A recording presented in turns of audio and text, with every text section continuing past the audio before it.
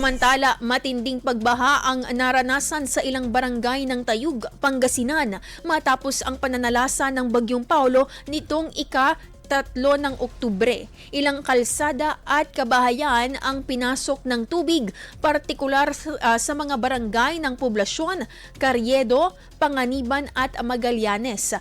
Ayon sa mga residente, umabot pa umano hanggang dibdib ang baha sa barangay Amistad bunsod ng malakas na ulan.